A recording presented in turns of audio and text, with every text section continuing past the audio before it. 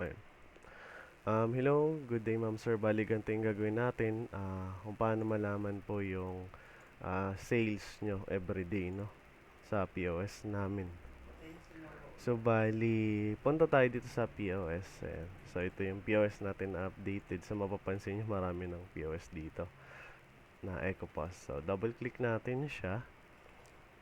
Then, login tayo kay admin. Okay.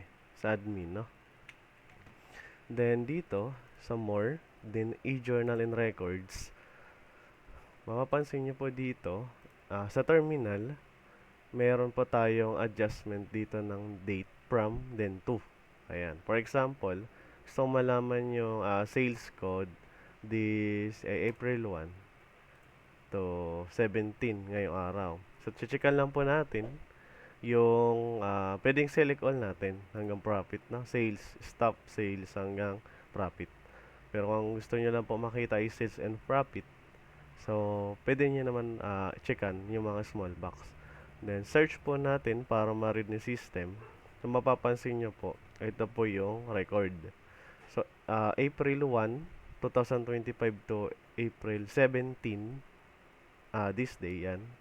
Then ito po makikita nyo sa taas, napapansin nyo po na is tatlo lang po yung features. So pwede po natin siya next page. Ayan, next page po natin. Ayan, hanggang last page. Ayan. So ayan, mapapansin natin sa profit is yung pinakang last. Ano po? So makikita natin dito yung total sales, costing, then gross profit po natin. So ganun lang po kung paano mag monitor ng sales natin sa POS. So pwede po natin sila export via PDF or Excel. Ayan. So mili lang po tayo. So click lang po natin sa baba ng from. Ito po. Export report. Click po natin yan, then pili po tayo ng files. For example, sa desktop natin isi-save. Then, save as type. Pwedeng PDF na lang po. Yan. Then, pangalanan po natin na, for example, is April 1 to April 17, 2025. So, save lang po natin din. Okay. Minimize natin si POS.